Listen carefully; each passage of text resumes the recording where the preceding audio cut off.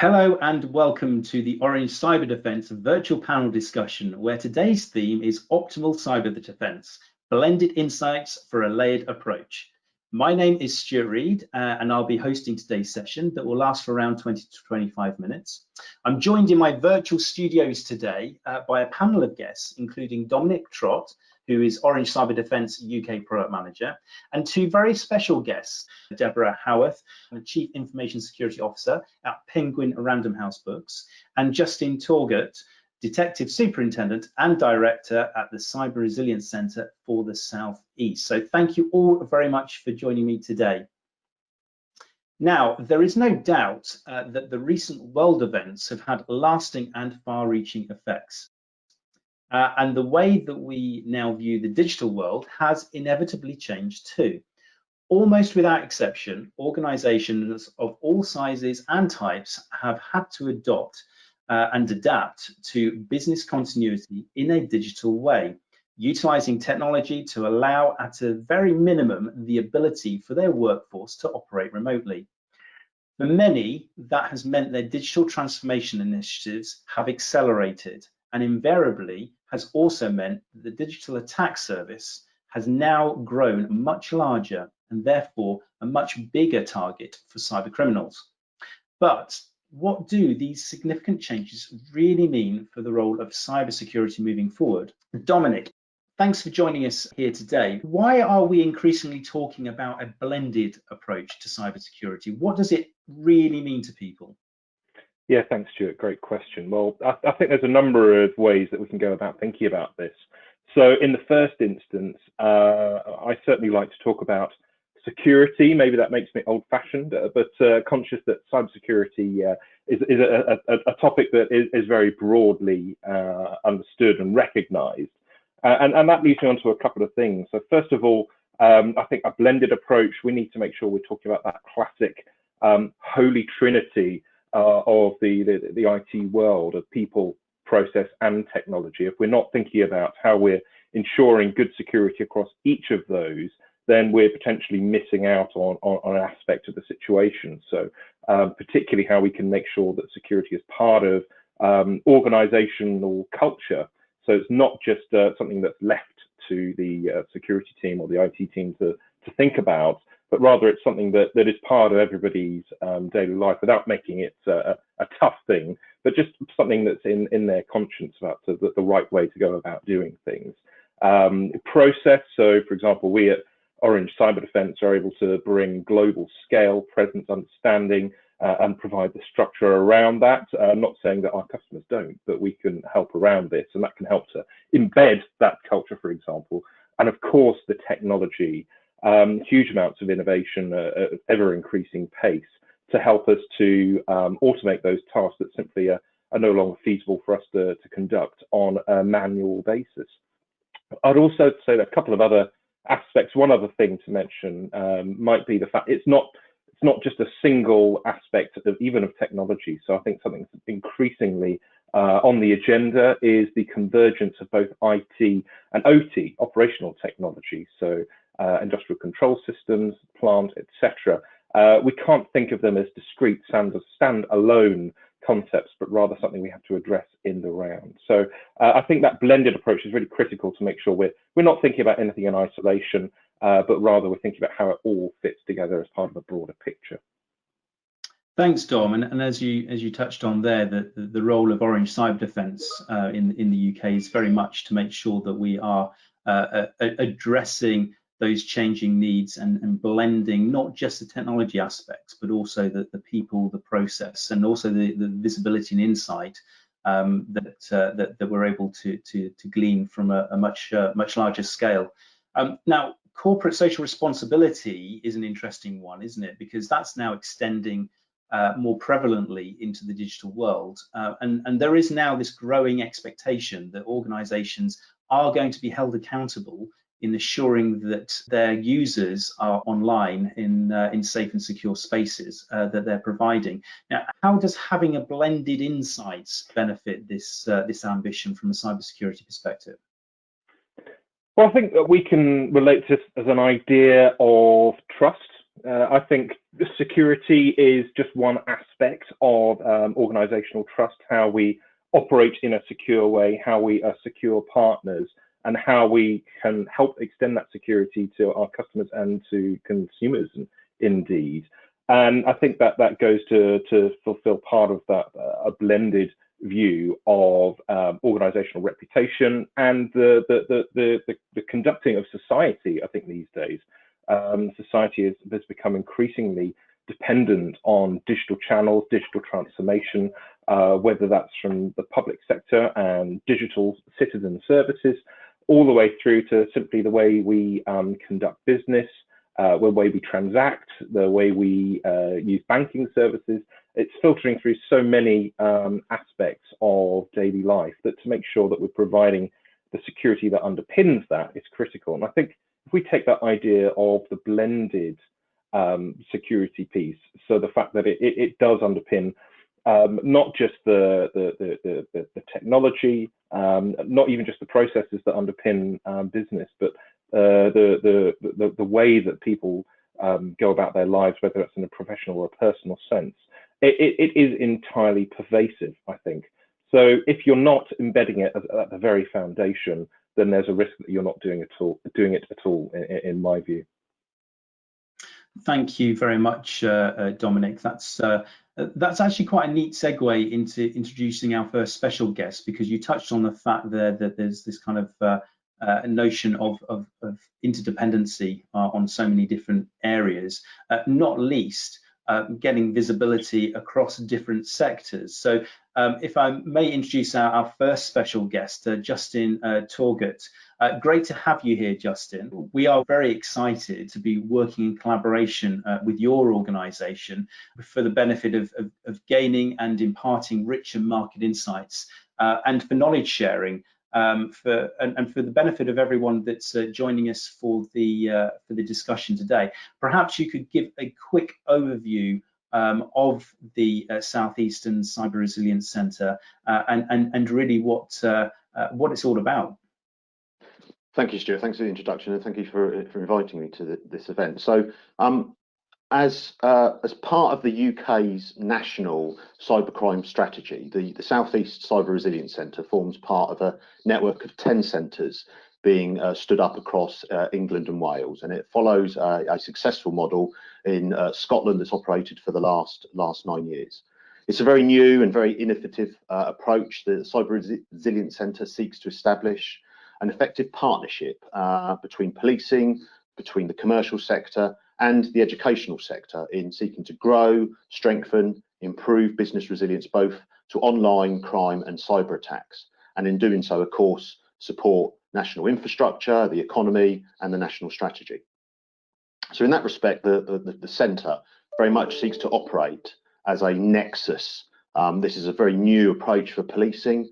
Traditionally, we would look at how we would investigate and respond to these types of problems. We're now moving into that space where we're very much of the opinion, of the view that we need to be on the front foot and we need to engage with experts such as yourselves in cyber defence, but also across academia in terms of bringing that blended approach to this problem.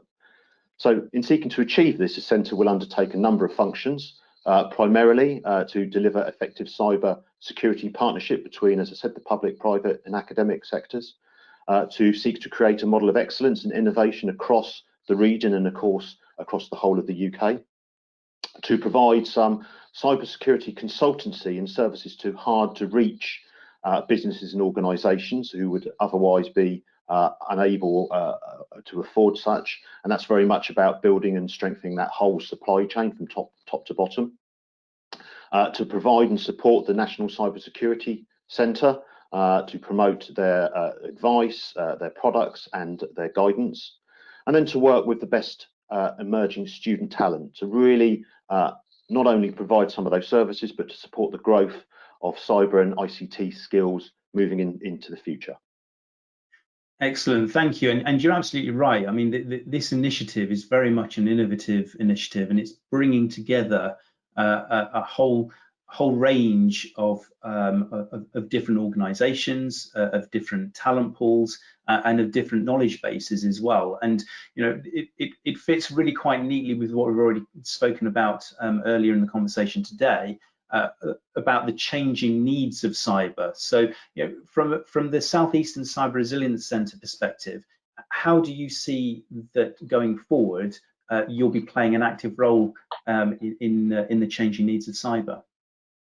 Well, in a world that continues to progress its reliance on all things digital, a situation which we know has only been really accelerated because of the COVID pandemic, it's very much the case that businesses, indeed all of us, need to mainstream cybersecurity, placing an equal emphasis on its, as we do our physical security, which is, I think, some of the points that Don was making in that previous segment.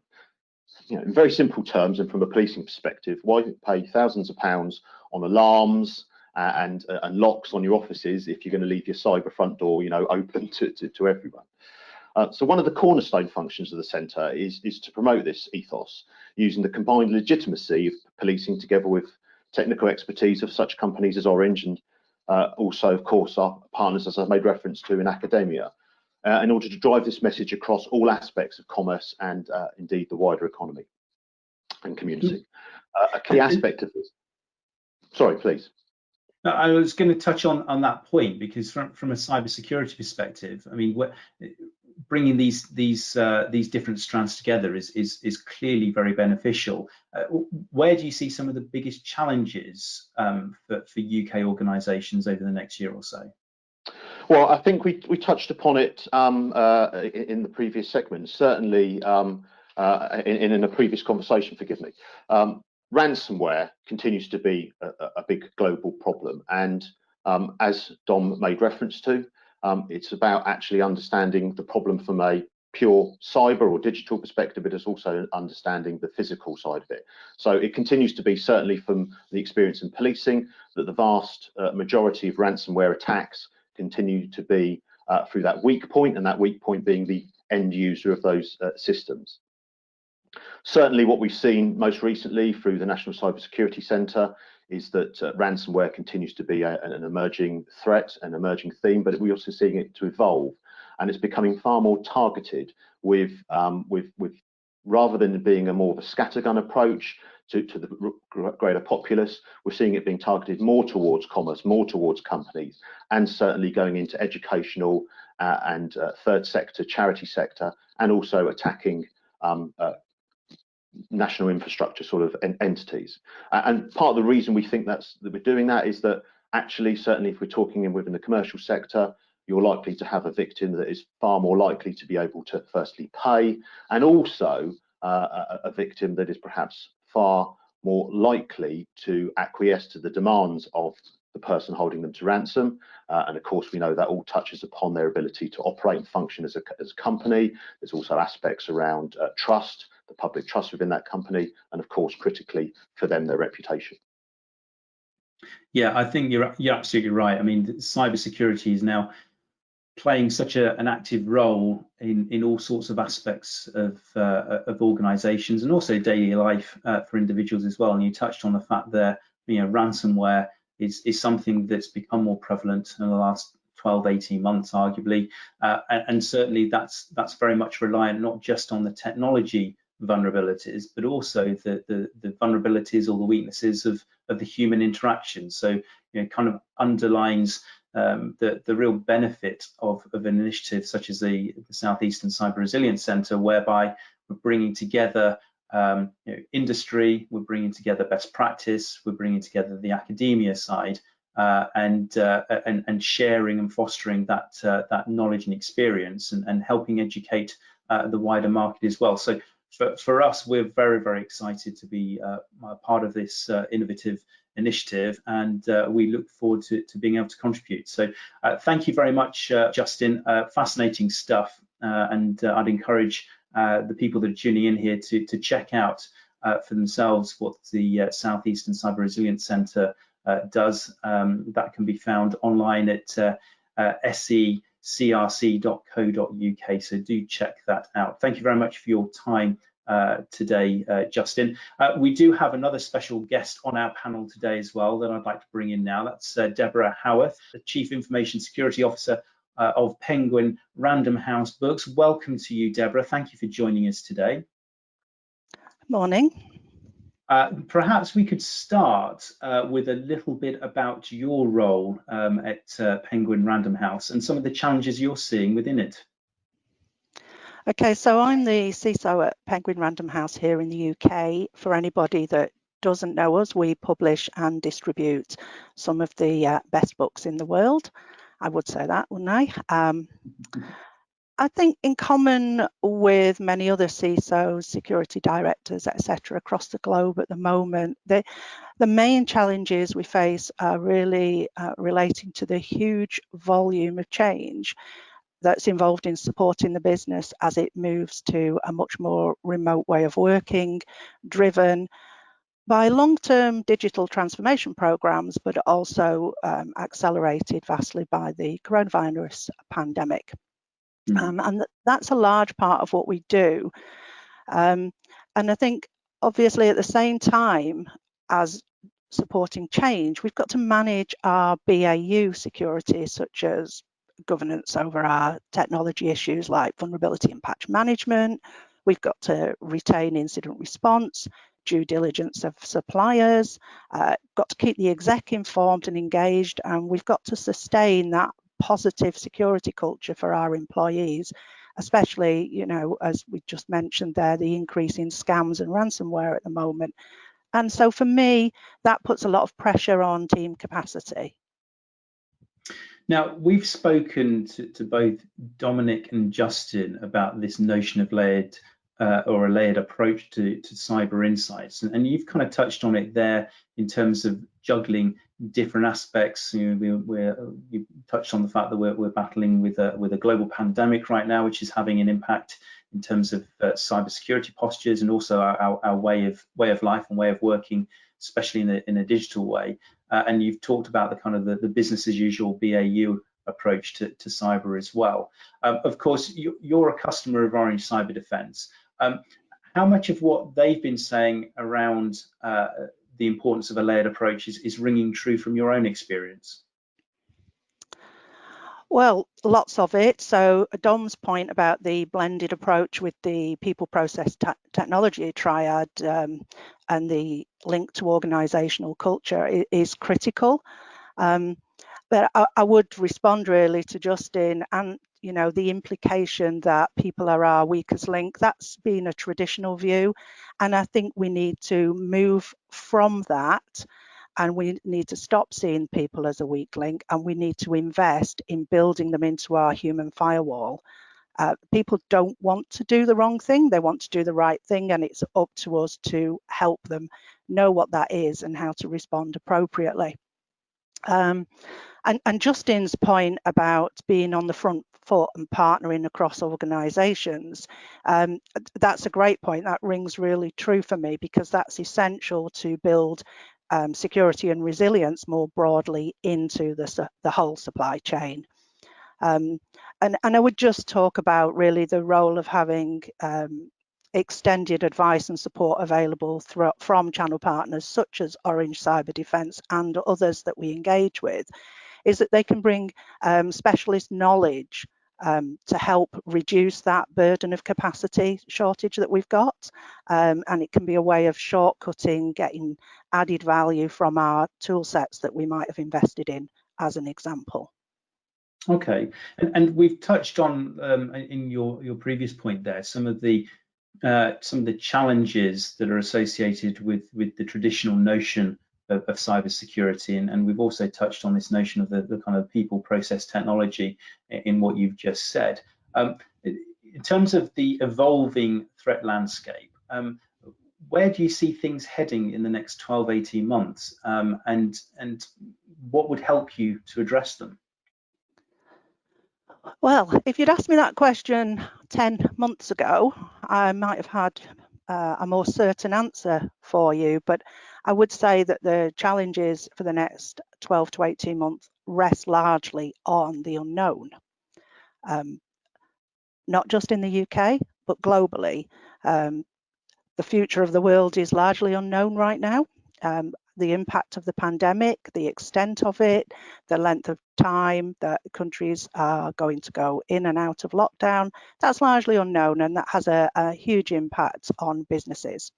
But putting that aside, I would build around Dom's point of industrial control systems and the growing risk that that brings around technology integration overall. So I'm really talking about the notion that anything connected to a device needs to be connected to our corporate network, whether that's operational technology that drives picking and packing in our warehouses, or IoT devices such as smart TVs in our buildings. And we need to understand the risks that these devices bring into our organization when we start interconnecting them. Not just from a business continuity point of view, because all our eggs are in one basket, but also from an information security point of view. Many of these, especially industrial control systems, they're not really built for modern information security, modern cyber security. And what we need to do, and what would really help, is to build a framework of good practice for interconnectivity of traditional IT, IoT, and ICS devices and networks into a single corporate infrastructure. That, I think, would be a great way to ensure that we can all continue protecting our businesses. Great. Well, thank you very much for that, Deborah. I mean, it's a fascinating insight, and I think you touched on some really valid points there. Not least the fact that, you know, as with the uncertainty of the external environment, that has kind of thrown a lot into turmoil, and also resulted in a lot more in terms of connectivity and connected devices, then certainly it's very important for us to be aware, especially as a lot more people are working remotely, what things are now actually touching the network, and potentially introduce vulnerabilities in their own right. So I think that's a really valid point, and especially the industrial control systems that are more and more becoming connected, and of course weren't necessarily designed in that way in the first place. Thank you very much for joining us today, Deborah. Now, what I'd like to do is kind of pull on some of those points and bring in Dominic again. Dominic, you know, you've had vast experience as an industry analyst, and now you're really focusing those experiences on the Orange Cyberdefense portfolio for the benefit of our customers, specifically in the UK. So thank you for joining us again, but I'd like to pull you into some of these points that have been made by our guests today. How much really resonates from what our guests have been saying, and where you think the market is moving? Yeah, thanks for bringing me back again, Stuart. And happy to be here and do it again. And certainly, I think a lot of really great points made by both Deborah and Justin there that had lots of ideas sparky in my mind. A couple that I'd like to pick out. So first of all, the concept of business resilience. I think both mentioned that, and especially not only in the face of the pandemic, but also in recognition that it's something that we can't deal with in isolation ourselves, but also something that relies upon the success of an interconnected ecosystem of partners. I think that those are really vital concepts. I think to probably misquote Rocky Balboa, that success and winning is not about how hard you can hit, but how hard you can get hit and keep on going. And I think that's something really vital to consider in how we're addressing this. I really loved the points at the end of Deborah's piece. She was mentioning around risk. So she mentioned this in relation to the growing connectivity of a whole range of new assets to corporate environments. So IT, OT, IoT, all coming together, and people don't necessarily understand the risk that expanding attack surface represents. And we can also throw into the mix things like edge computing, and the rise of 5G networks as well to that mix. So being able to understand the risk that you're getting involved in, because to understand risk, that is doing business. So it's critical that this is something that's understood. We don't want to go back to being perceived as the department of no, that said, oh, well, you're exposing the company to risk, let's shut that down. Rather, I think that the direction of travel needs to be, let's understand and manage that risk so that we can best take advantage of those opportunities. Thanks, Dom. So, I mean, what we've been talking about here is a fairly complex, challenge, and as a result, there are a number of layers that we need to build up to create that optimal, the notion of an optimal cyber defense approach or a mature approach to cybersecurity. How is some of the things that we've touched on today being translated into the Orange Cyber Defense portfolio to address some of these challenges? Yeah, sure, very happy to touch on that. So again, a few ways that we can skin that cat. But the first thing I'd mention is that we at Orange Cyber Defense, we have the benefit of being a global organization. So local presence all across a huge number of different countries, but building up to a worldwide picture. And not only that, but across all different industries and the whole gamut of company sizes.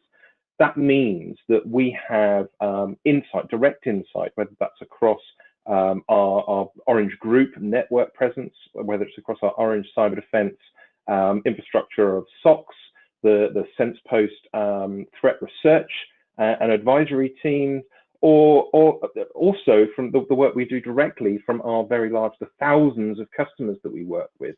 And this can all contribute to a really good understanding of threat intelligence. And that's something that we're not only have huge existing capability around, but something that we're looking to roll out more managed services around so that we can provide that in a simple and consumable format.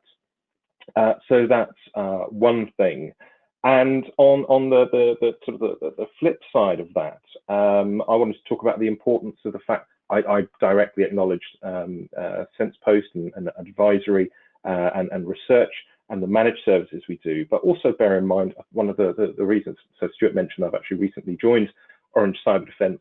One of the reasons that I was attracted and excited to the organization is the breadth of our portfolio. So the managed services, the professional services, within the threat advisory and response, so our incident response capabilities, pen testing, and more besides. We're able to understand the problem from a number of different perspectives, which yet again adds to the fidelity of the vision of the landscape that we possess. Excellent. Well, thank you very much for sharing some of those insights from your perspective as well, Dominic. It's been good to understand how some of those challenges that we've explored today are being built into tangible solutions as far as the Orange Cyber Defense portfolio is concerned. So fascinating conversation. There's no doubt that the cyber landscape continues to change. And certainly we've touched on the events surrounding COVID are no exception, with significant impacts on a whole range of things, not least digital transformation and the propulsion to remote workforce. So thank you to all of my guests today for their contributions, and some really interesting insights in terms of how we build up those layers of optimal cyber defense. We are coming to the end of the session today now, so all that does remain for me to say is a big thank you to all of our special guests, Dominic, Justin and Deborah. Please do enjoy the rest of your day. Thank you all very much, and goodbye.